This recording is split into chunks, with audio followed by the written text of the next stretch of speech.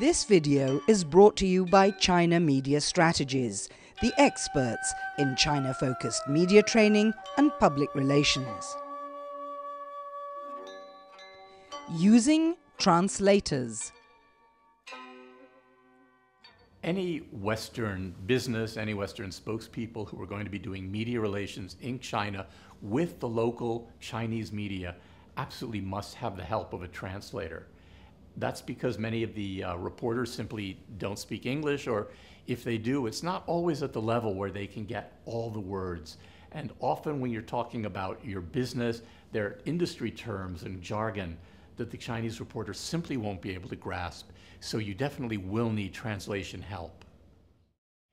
For every interview that you do with the domestic Chinese media, you'll need to hire a translator.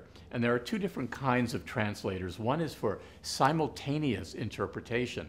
And that's what you see at the United Nations when everybody gets a headset and there's someone who's translating in real time as the spokesperson speaks.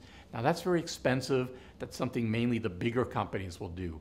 For a smaller company, a small business coming to China for a media briefing, I would recommend consecutive interpretation. And that's where you have a translator standing off to the side of the spokesperson. The spokesperson speaks one or two lines of their speech or presentation, then he pauses, turns to the translator, and the translator then does the translation. Now, let me say that this sounds easy.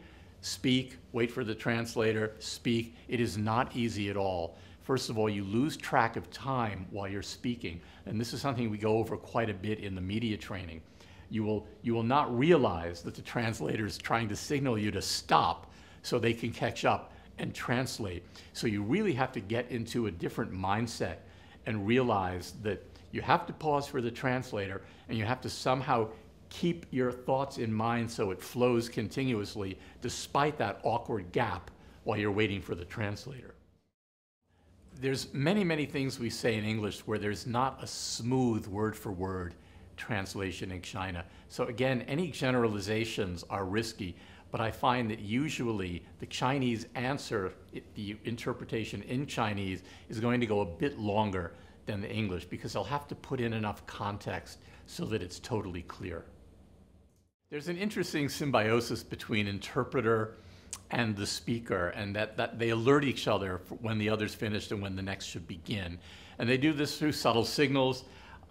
The speaker will stop, come to a full stop. They'll look down for a moment or look over to the interpreter, and that's the interpreter's cue to pick up and translate.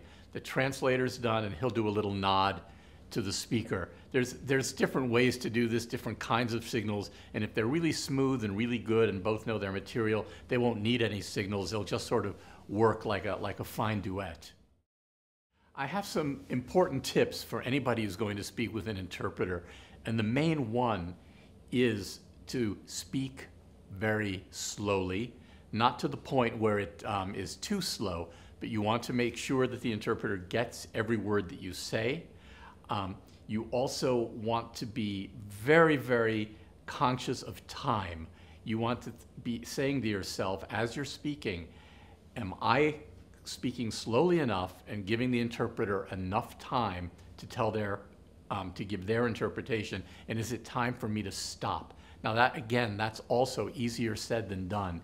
It means you just have to be very aware of the interpreter, and you have to think differently than if you were speaking without an interpreter.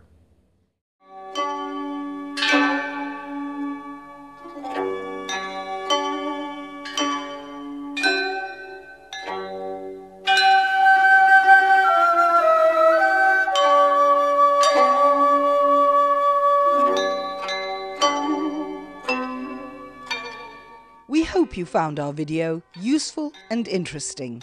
There are lots more like it on our website.